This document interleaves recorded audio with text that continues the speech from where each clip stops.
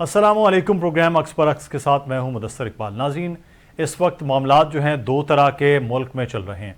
वो हैं, एक तरफ इलेक्शन के मामलात हैं कि इलेक्शन कौन करवाएगा, किसकी ज़िम्मेदारी है तारीख देना और क्या चीज़ें होंगी। इलेक्शन होना बहरहाल बहुत ज़्यादा ज़रूरी है और सबकी नज़रें भी इस पर हैं कि इलेक्शन कब होंगे।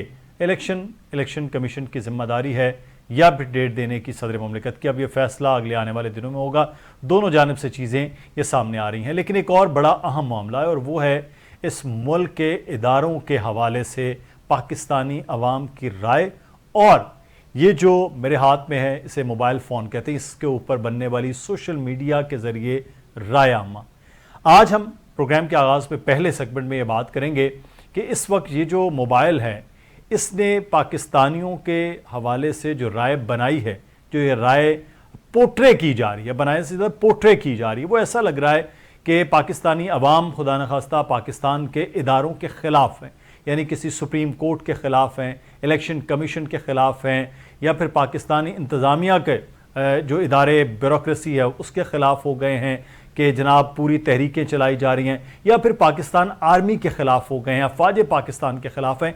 ये पूरा एक पोर्ट्रे किया जाता है और ये कैसे किया जाता है, ये इस पर भी हम बात करने की इंशाल्लाह अगले आने वाले दिनों में बात करेंगे। आज भी बात करेंगे कि ये एक प्रोपेगेंडा का पूरा एक टूल इस्तेमाल करके ये राय आमा तस्वुर की जाती है कि ये राय आमा है, लेकिन ये राय आमा है या प्रोपेगेंडा है, आज इस पर भी बात होगी। आज एक बड़ा अहम जो जेस्चर हुकूमत पाकिस्तान अफवाज पाकिस्तान की जानिब से दिया गया, वो 2 दिन पहले होने वाला ऑपरेशन था बटगराम में, जहां पर अफवाज पाकिस्तान के मुख्तलिफ इदारे, जिसमें आर्मी एविएशन था, उसमें SSG कमांडोज, पाकिस्तान एयरफोर्स और सिविलियन, वहाँ की पुलिस, वहाँ की इंतज़ामिया, वहाँ के मकामी लोग, उन्होंने मिलकर एक कामयाब ऑपरेशन किया और अल्हम्दुलिल्लाह 8 के 8 लोगों को रेस्क्यू किया गया। लेकिन उसके बाद हमने एक तूफ़ान बदतमीज़ी देखा पाकिस्तान की अफवाज के हवाले से, हुकूमत के हवाले से, और जिस तरह की बातें की जा रही थी वो आपके सामने। इस पर हम बात करेंगे। ब्रिगेडियर रिटायर्ड वकार हसन साहब हमारे साथ मौजूद हैं। ब्रिगेडियर साहब, शुक्रिया आपके वक्त का। ब्रिगेडियर साहब, ये जो एक पूरे का पूरा तासुर बना कि आर्मी तो सिर्फ झूले झूलती रही है, आर्मी एविएशन के हेलीकॉप्टर आते रहे हैं, 2 सिर्फ बच्चों को बचा पाए, बाकी तो सारा मकामी ने किया, ये अलग अलग जो चीज़ें हैं वो थी।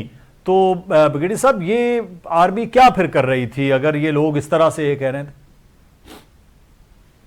जी, आई थिंक ये एक तो वी शुड रियलाइज कि हम पोस्ट ट्रुथ ईरा में रह रहे हैं और उसमें सच जो है ना वो अपना अपना है। बेसिकली ये it's happening in India, it's happening in Trump के साथ ब्राजील में हुआ, तो पाकिस्तान में भी इस तरह। और फिर 1-2 पॉलिटिकल पार्टियां इसको बड़ा इफेक्टिवली प्रोपेगेंडा के तौर पे यूज कर रही हैं। अगर आप सीक्वेंस देखें तो उसमें बड़ी चीजें हैं, अभी इतना ज्यादा टाइम नहीं है, लेकिन लेट्स से फर्स्ट इज के जी ये पुलिस का सिस्टम अलाउ क्यों किया गया, तो सिविल एडमिनिस्ट्रेशन की जिम्मेदारी इंस्पेक्शन करे। एनीवेज, अगर सुबह ये हादसा हो गया और रिपोर्ट हो गया 7 से लेके मिड डे तक, अगर सारे वहाँ के इदारे जो थे मिलजुल के करते हैं तो शायद रेस्क्यू कामयाब होता। लेकिन सिविल एडमिनिस्ट्रेशन जब गई, उन्होंने फिर देखा कि एक रिस्क फैक्टर है और ये गिर सकती है, तो इसलिए फिर अगर 12-1 बजे आप आर्मी को कॉल करेंगे और फिर 4-5 घंटे आपके डे लाइट के हैं, तो आप जरा पे हेलीबॉर्न बड़ा स्टिंग ऑपरेशन बड़ा कॉम्प्लिकेटेड होता है। खैर वो सारी दुनिया ने देखा और बड़ा अप्रिशिएट किया इंटरनेशनल मीडिया ने। फिर आगे definitely there was a plan B, और ये लड़के भी जो आए हैं मानसेरा से, इनको आर्मी के हेलीकॉप्टर पे लाया गया, वरना वो क्या था, लड़का जी 8 घंटे लग जाते तो फिर तो ये जिप लाइन नहीं बन सकती। तो प्लान बी यही था कि अगर रात हो जाती, और GST SSG ने ये डिक्लेयर किया जी के रिस्पेक्ट, चाहे रेन फॉग है, धुंध है, बारिश है, विल इंशाल्लाह कंटिन्यू। तो पहला तो सावधानी जब ब्रेक थ्रू हुआ तो उसके बाद हौसला बना दो, तो बच्चों की जो हालत की आपने देखी है। तो ये तो एक हो गया। अभी आता है कि आप सिलेक्टिवली किस तरीके से पिकअप करते हैं इंफॉर्मेशन, और आपने अगर इरादा ही बनाया हुआ है कि आपने डीफेम ही करना है, तो उसके अंदर 10,000 चीजें जिससे आप कर सकते हैं। आप फेक नैरेटिव बिल्डअप कर सकते हैं और इसमें कोई कौम की खिदमत नहीं हो रही। आई थिंक मैं मिसाल दूंगा, कुछ अर्सा पहले PTI की गवर्नमेंट थी और 5 बच्चे थे एक ही फैमिली के, और वो इसी तरीके से हिल टॉरेंट में बह गए थे और उस वक्त हेलीकॉप्टर पे सैरें कर रहे थे। तो शायद ये भी एक प्रेशर था सिविल एडमिनिस्ट्रेशन पे कि हेली कॉल करना, लेकिन आई थिंक डिले भी था। मैं ये कहता हूँ कि अगर ACDC साहब चले जाते 7 बजे, अगर हादसा हुआ 8-9 बजे, और वो रैली कर लेते, तो शायद ये जिप लाइन की तरह की चीज बन सकती थी। लेकिन साहब जरा देखा गया कि रिस्क बहुत है, फिर कॉल किया गया, फौज कोई अपने उस पर नहीं गई। लेकिन डेफिनेटली वो हमारे अपने बच्चे हैं, बाकी भी लोग कैलकुलेट कर रहे हैं कॉस्ट को, तो 8 बच्चों की अगर जान बच गई है, और इसमें डेफिनेटली हमारे सिविल भाई हैं, उनका बड़ा रोल है। वहाँ पे जो लोग थे दुआएं कर रहे थे, पूरा पाकिस्तान दुआएं कर रहा था। तो ये तो एक पॉजिटिव पर्सपेक्टिव है, लेकिन the way it has been turn into a negative. बल्कि मैं मिसाल दे रहा था, कल इंडिया पाकिस्तान की जंग शुरू हो जाए तो आई एम श्योर पीटीआई के ट्रोल्स जो हैं और कुछ पार्टियों के, वो बिल्कुल इंडिया की साइड पे होंगे। हम्म। वो ताने मार मार के जो है ना आपको कोशिश करेंगे डिमोरलाइज करने की। तो ये एक ऑटोमेटेड रिस्पॉन्स, ऊपर पूरी साइंस है, ये ऐसा नहीं है कि इट्स बीइंग ऑर्केस्ट्रेटेड बाहर से भी। और फिर होस्टाइल एजेंसियां, इंडिया के ढेर सारे ट्रॉल्स थे जिसमें शामिल हो गए, और then there was an assault. अच्छा, लेकिन आज बड़ा अच्छा हुआ। ये ब्रिगेडियर साहब, एक चीज जो मैं आज के तकरीब पे भी बात करते, लेकिन आप देखिए एक चीज जो है वो जो सिविलियन इदारों का भी काम है, जिसमें बहुत सारी चीजें अभी इंडिया जो है वो चंद्रयान पे पहुंचा है, बड़ा जबरदस्त काम है, मुबारकबाद भी देते हैं, हमसाया मुल्क है, लेकिन वो भी जिम्मेदारी ऐसे लग रहा है कि अफवाज पाकिस्तान पे डाल दी जाए। वो अगर कोई ऐसी कोई किसी भी किस्म का कोई नुकसान है वो अफवाज पाकिस्तान पे डाल दिया जाए। ये जो चीजें हैं इस वक्त वो बहुत ज्यादा बनाई जा रही हैं, इसका काउंटर कैसे होगा? और ये जो एक तासुर होता है कि पूरी कौम की ये आवाज बन गई है, सोशल मीडिया पर चलने वाली चंद हजार ट्वीट्स या सोशल मीडिया फेसबुक पर चलने वाले स्टेटस, तो इसको कैसे काउंटर किया जाए? और नंबर 2, ये कोई अवामी आवाज भी है? जी, आई थिंक इसमें प्रोपेगेंडा ज्यादा भी। ये इंडियन स्पेस प्रोग्राम भी बड़ा जरूरी है कि फैक्ट्स को सामने रखें। इंडियन स्पेस प्रोग्राम का मैंने आज कैलकुलेट किया, पिछले 10 साल का बजट बनता है 10 से 11 अरब डॉलर। अच्छा। और लगाया साल एक डायरेक्शन है, और साथ में भी देखन स्पेस पाकिस्तान का जो ये है उनकी आईएसआरओ का जो स्पेस प्रोग्राम को देख, चंद्रयान का नहीं, सारा जो आपकी स्पार्को देखती है स्पेस प्रोग्राम को, उसका बजट था 220 मिलियन डॉलर। और मैं कह रहा था, ये 10 साल की डाटा है, तो मैं कह रहा था जी कि आप मोटरसाइकिल पे बिठा दें बच्चे को कि जाके फरारी के साथ तुम रेस करो। तो लोकेशन ऑफ रिसोर्सेज है। पीटीआई के टाइम पे 3 साल ये स्पार्को का बजट आप जाके देख लें, कम किया, हाफ कर दिया गया था कि साढ़े को तो पैसे ही कोई नहीं है। तो रिसर्च वगैरह पे फिर ये प्रोग्राम एक दिन में नहीं बनता, जैसा आपका न्यूक्लियर प्रोग्राम है 74 से पहले शुरू हुआ, over a period of time build up होता है, आप साइंटिस्ट तैयार करते हैं।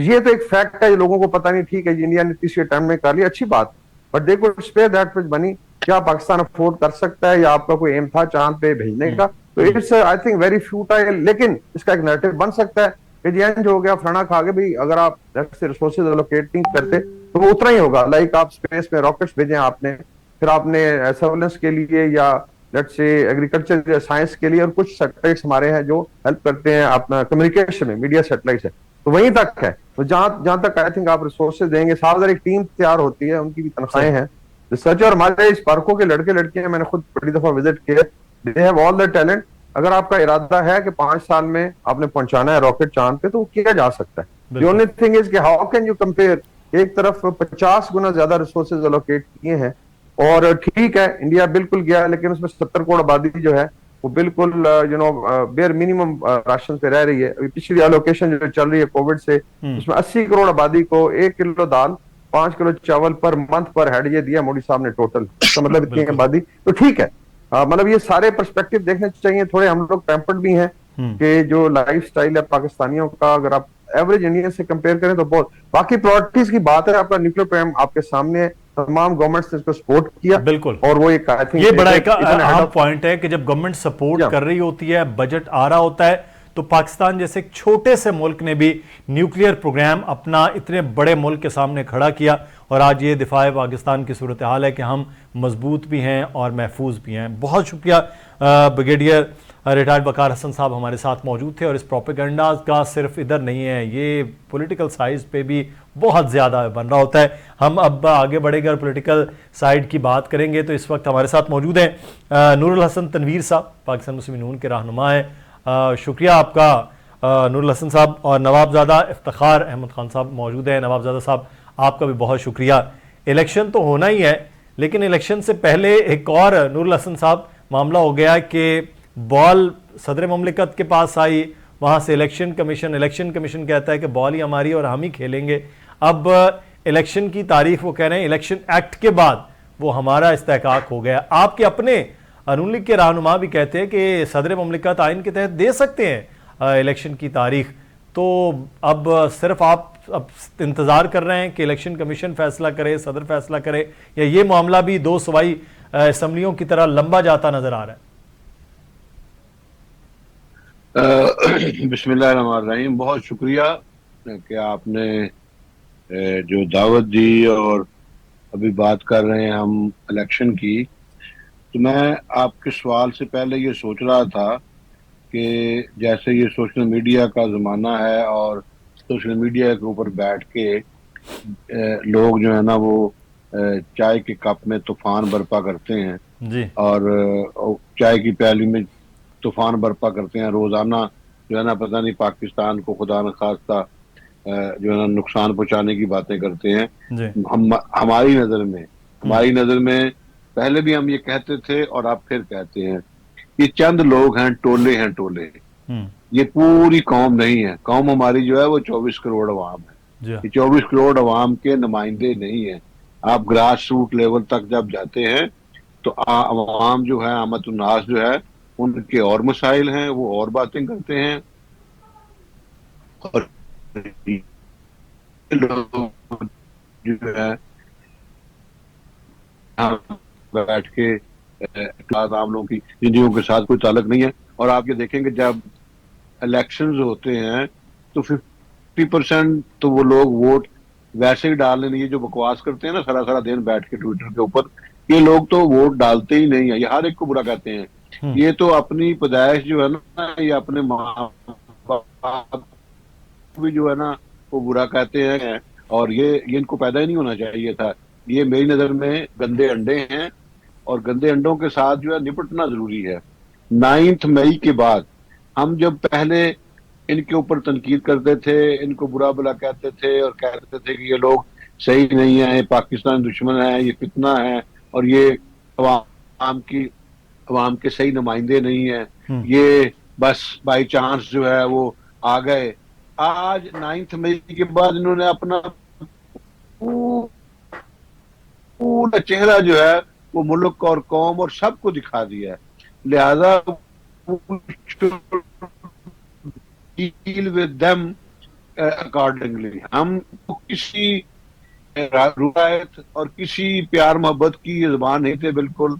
इनको जो है ना लातों के भूत हैं, बातों से वो डील किया जाना चाहिए। और आपने जो रद्दुल फसाद ज़र्बे सर अदब वो और कोई जुर्म रद्दुल करेंगे फसाद तो की फिर ही बात लातों की से है। उनको किया जाएगा ना सर, बगैर जुर्म के तो तैमूर लासम अभी साहब नहीं अभी कर सकते। अभी अभी देखो, अभी अभी अभी जी। अभी हुजूर जुर्म कर दिया। अब 9 मई के बाद हम्म। आप कुछ कसर बाकी है? कोई और आप चाहते हैं कि नहीं जी कुछ ये और बड़ा काम करें?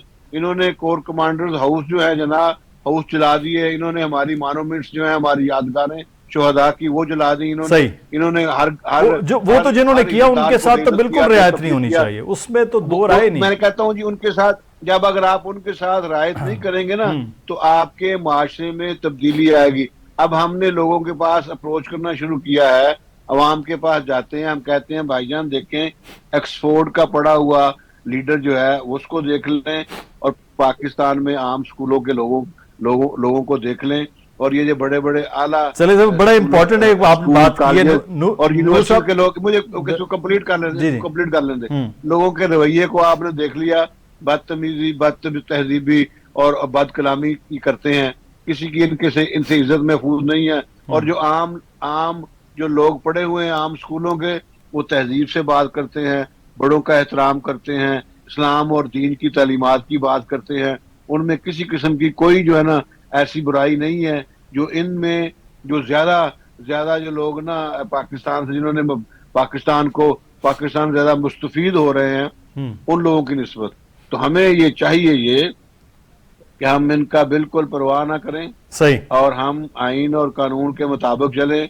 इनके प्रोपेगेंडे के ऊपर ये जो पीटीआई के ट्रोल्स हैं, ये तो बड़ा जितनी जरूरी मर्जी है, बकवास करते आइन और रहे, कानून के इनको मुताबिक इनको चलना जो है इनको वो इनको ज्यादा जरूरी है। नजरअंदाज करें। और एक सर बात मैं। सिर्फ दो लफ्जों में, सुप्रीम कोर्ट हो, इंतजामिया हो, हम्म। फौज हो या पुलिस हो, ये सबसे पहले जो है ना जब रिवाज डाला गया था उस वक्त कि जी जब कराची में अमन अमान कायम हुआ और जलब अजब जो है वो कामयाब हुई, तो कहा जी वो हुकूमत ने क्या किया, ये काम तो ये फौज ने किया।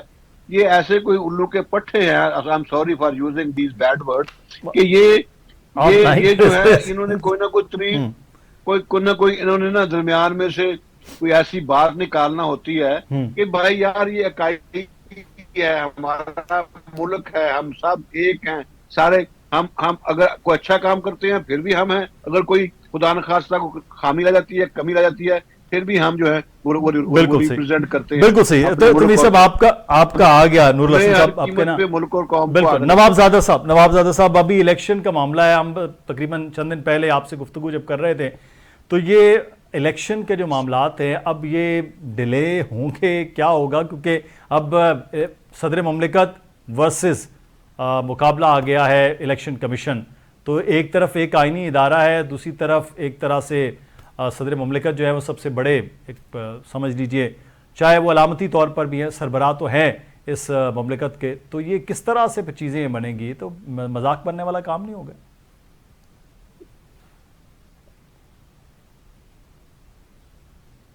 जी नवाबजादा साहब। जी ये देखिए, सदर साहब का जो किरदार है, ये आप अगर थोड़ा सा इसे पिछले दिनों सदर साहब ने जिस तरीके से ट्वीट किया और जिस जो बड़े में इस पर सीरियस कंसर्न है सदर साहब के रवैये पर कि वो विकेट के दोनों तरफ खेलना चाह रहे हैं। एक तो पहले 10 दिन उसे रोके रखा जो बिल था, फिर 10 दिन के बाद भी 27 घंटे उन्होंने मजीद इंतजार किया। जब ब्रेकिंग न्यूज चल गई, दूसरे दिन प्रिंट मीडिया पे खबरें चल गई, हेडलाइंस हुई, सारा कुछ, तीसरे दिन जाके 27 घंटे बाद उन्होंने ट्वीट किया। जबकि उनका पिछले आप सब देखें जितने भी बिल उन्होंने रिजेक्ट किए या उन्होंने एक्सेप्ट किए, तो उन्होंने वो ट्वीट करके उसे उसकी वजाहत, मगर इस पे कोई, अब वो उन्हें अंदाजा है कि पीटीआई के लोग जो हैं, अब उन्होंने अगले महीने रिटायर प्रेसिडेंसी से फारिग होना, तो उन्हें पता है कि पीटीआई की जो ट्रेनिंग है वो इसका हिस्सा रहे हैं कि वो इनके साथ क्या सलूक करेंगे। अच्छा, अब बात आ रही है इलेक्शंस की। जी। तो जो लेटेस्ट अमेंडमेंट हुई थी पिछले दिनों आइन में जी। उसमें बड़ा वाज़ेह तौर पर उसमें यह तरमीम है कि इलेक्शंस का इख्तियार इलेक्शन कमीशन को होगा और इलेक्शन कमीशन डेट अनाउंस करेगा इलेक्शन की। ये बड़ी वाज़ेह उसमें, लेकिन सर वो इलेक्शन एक्ट में है, आइन में तो सदर के पास अभी भी इख्तियार तो है ना। वकला तो आज भी ये कह रहे थे कि आइनी इख्तियार जो है वो एक तरफ है, इलेक्शन एक्ट तो दस्तूर के नीचे ही रहेगा, जो भी एक्ट हो। देखिए, ये एक्ट जो है ये इस पार्लियामेंट ने पास किया ना, सेनेट ने भी और कौमी असेंबली ने भी, तो उसके तहत इख्तियार चला गया इनके पास, ईसीपी के पास चला गया, के पास। जी। अब उन्होंने इसका डेट अनाउंस करनी है उन्होंने। और प्रेसिडेंट साहब जिस तरीके से ये सब कुछ कर रहे हैं, और मुझे नहीं समझ आ रही कि आईनी इदारा, इलेक्शन कमीशन भी एक आईनी इदारा है, प्रेसिडेंट साहब का भी एक आईनी इदारा है, आपस में ये अगर हेड ऑन आएंगे तो इसका नुकसान क्या होगा? इसका नुकसान मुल्क को होगा, जमहूरियत को नुकसान होगा। और इस वक्त जिन हालात से हम दो चार हैं, जिस तरीके से जिन क्राइसिस से पाकिस्तान गुजर रहा है, तो इसमें तो हमारे इदारों को एक दूसरे के साथ मिलकर चलना चाहिए, बजाय कि एक दूसरे के साथ ये तसादुम वाली सूरत अख्तियार हो। और फिर प्रेसिडेंट साहब बिल्कुल जो है वो, लेकिन नवाबजादा साहब, प्रेसिडेंट का 90 दिन के इलेक्शन की अगर बात करते तो आपके तो मौक़िफ़ की तायीद नहीं हो जाएगी। आप तो 90 दिन में इलेक्शन चाह रहे हैं, बाकी जमातें उस तरह से जल्दी इलेक्शन की बात भी नहीं कर रही हैं। जी देखिए, पाकिस्तान पीपल्स पार्टी आज भी हमारा स्टांस है। हमारी कल इंशाल्लाह सीसी कमेटी की मीटिंग है, उसमें भी हमें जो तासुर दिया गया था जब इधर मीटिंग हुई थी पीसीआई की, तो उसमें हमें ये तासुर दिया गया था कि किसी सूबे की सीट ना कम होनी है ना बढ़नी है। जी। और तकरीबन जो क्राइटेरिया बनाया गया, जो परसेंटेज है वोटों की सेंसस के अंदर, उसमें 80% के करीब सीटों पर कोई रद्दोबदल नहीं होना, और सिर्फ 20%। तो हमें ये बताया गया था कि जी विद इन द टाइम जो इलेक्शन के 90 डेज का आइन के मुताबिक है, इसके अंदर इलेक्शन अनाउंस हो जाएंगे। तो जिस वजह से हमने एक्सेप्ट किया। अब भी हमारा स्टांस हुई है, और ये एक अच्छी बात है कि इलेक्शन कमीशन अब तमाम पार्टीज को सुन रहा है। आज भी 2 मेजर पार्टीज को बुलाया, उनकी सुनी कल पीपल्स पार्टी, बाकियों से भी वो इस पर राय ले रहा है और जो उनकी तरफ से ये आ रहा है कि वो खुले ज़हन के साथ तमाम को सुन के उसके बाद अपना इसके ऊपर फैसला देंगे। और हमें उम्मीद है कि वो आइन के मुताबिक जो है 90 डेज के अंदर इलेक्शन कराने का वो करेंगे, और जो जिन सीटों पर जिन कॉन्स्टिट्यूंसीज पे उनका लिमिटेशंस का मसला है तो उसके लिए अगर मुल्क और कौम के लिए अगर 1-2 घंटे डेली एक्स्ट्रा काम भी करना पड़ता है तो मेरा ख्याल है कोई फर्क नहीं पड़ता। बिल्कुल। तो हमें उम्मीद है इलेक्शन कमीशन से कि वो 90 दिन के अंदर टाइम पर इलेक्शन अनाउंस करेगा। बिल्कुल, टाइम पर इलेक्शन होना बहरहाल बहुत ज़्यादा ज़रूरी है, क्योंकि मुंतखब हुकूमत चाहे वो आपकी जमात हो, चाहे वो नून लीग हो, चाहे कोई और जमात हो, वो आएगी तो लॉन्ग टर्म पॉलिसीज जो है वो चला पाएगी।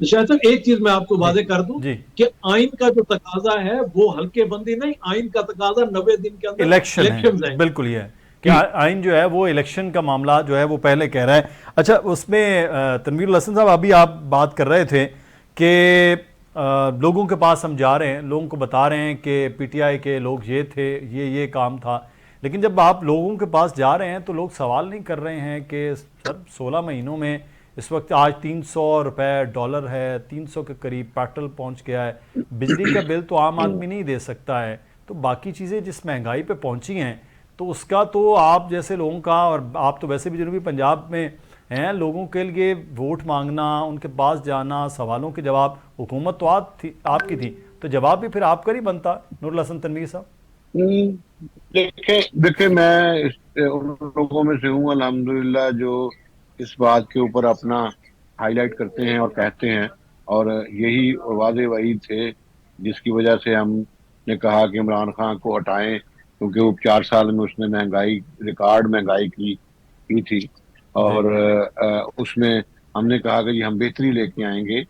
लेकिन आपके सामने है सूरत हाल कि पाकिस्तान में जो इस वक्त IMF के साथ जो डिले हुआ है, जो वायदा जो हमने बेट्रे किया था, जो उसकी वजह से जो रेट ऊपर से ऊपर जा रहा है, कंट्रोल नहीं हुआ, तो ये नाकामी है, इसमें कोई शक नहीं है कि, और ये आगे जो सूरत हाल बन रही है उसमें भी कोई भी हुकूमत जब आएगी तो उसको मुश्किलात का सामना करना पड़ेगा।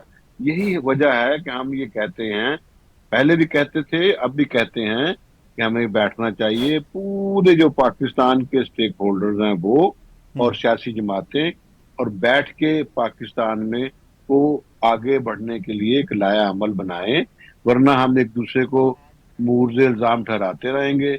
हर कोई आएगा, अपना टाइम गुजारेगा, अपना वक्त गुजारेगा, ऐसे ही गुजार के आगे चला जाएगा, और पाकिस्तान जो है वो और उसके अवाम जो हैं वो बेचारे इनका सामना करते रहेंगे, सफ़र करते रहेंगे। तो ये मैं इसमें आपके साथ हूँ, मैं ऐसे ही डिफेंड नहीं करूँगा, नहीं, लेकिन फॉर नथिंग। बिल्कुल ये डिफेंड तो नहीं होता, लेकिन तो हमारे पास इस वक्त हैं। हाँ। और वो जो वादे वही थे वो डॉलर को कंट्रोल करने के, वो कंट्रोल नहीं हुआ, और अब जब डॉलर कंट्रोल नहीं हुआ तो आप ऑयल जो है, पेट्रोलियम मसनूआत जो है वो बाहर से खरीदते हैं, ज़ाहिर है वो महंगी आएंगी तो महंगी बिकेगी। मैं आपको छोटी सी एग्जांपल देता हूँ सिर्फ दावत फिक्र के लिए, कि जो सबसे जरूरी चीज है ना वो डॉलर को कंट्रोल करना है। और आप डॉलर को कंट्रोल कर लेंगे, जब आपके पास 100 रुपए का डॉलर था तो वो तकरीबन 100 रुपए का लीटर पेट्रोल था। जैसे जैसे वो ऊपर चलता गया, इमरान खान जब छोड़ के गया तो 189 का उस वक्त डॉलर हो गया था, और 170 पेट्रोल हुआ था। तो जाते हुए उन्होंने एक और फायर किया कि मईशत के ऊपर, कि 170 की बजाय करने की बजाय उन्होंने 10 रुपए सस्ता करके 160 और 150 पे करके चले गए। तो उनसे किसी ने नहीं पूछा आज तक कि काम आपने क्यों किया जब आप बाहर से खरीद रहे थे। मैं ये समझता हूँ कि अगर वो केस किसी लीडर के ऊपर बनाना चाहिए ना, तो इस किस्म का केस बनना चाहिए था, और उन लोगों के ऊपर भी केस बनने चाहिए जो कहते कुछ हैं और करते कुछ हैं। और मैं इसमें अवाम की भरपूर नुमाइंदगी करूंगा, आपके भी साथ हूँ, अवाम के भी साथ हूँ, कि जो आप बात कहते हैं ये तो बड़ी अच्छी बात है कि आप चीजों को तस्लीम कर रहे हैं। हाँ, या फिर कहना नहीं चाहिए।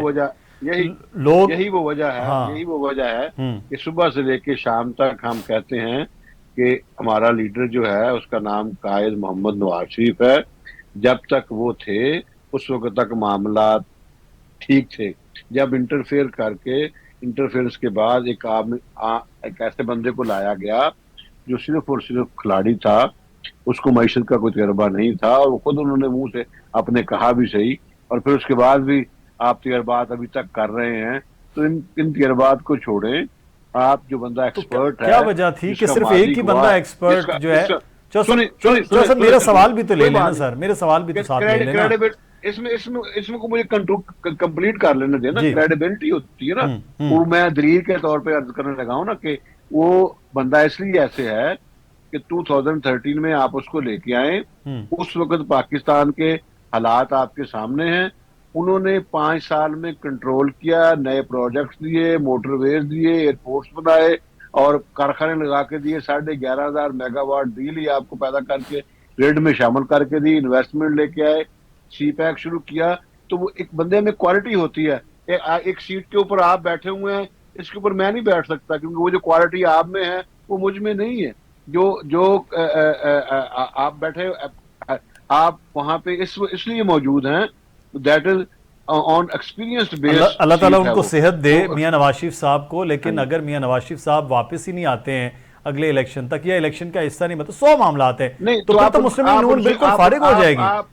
फिर तो बिल्कुल फारिग है कि उनके पास कोई चीज ही नहीं है, उनके पास विजन नहीं है। इसहाक डार साहब से लेके बेहतरीन एडमिनिस्ट्रेटर कहा जाता रहा शहबाज शरीफ साहब को, 10 साल उन्होंने सूबा चलाया है, उनके बारे में तो कहा जाता था कि वो सबसे बेहतरीन एडमिनिस्ट्रेटर है। खुद नवाज शरीफ साहब शहबाज शरीफ साहब की तारीफें करते थे कि वो कितना बेहतरीन सूबा चला रहे हैं, और उन्होंने चलाया भी है, इसमें बिल्कुल दो राय नहीं। मैं कराची में बैठकर कंपैरिजन करके भी बता सकता हूं कि मियां शहबाज शरीफ साहब, लेकिन वजीर आजम की हैसियत से तमाम जमातों की सपोर्ट के बाद भी सब चला नहीं है। फिर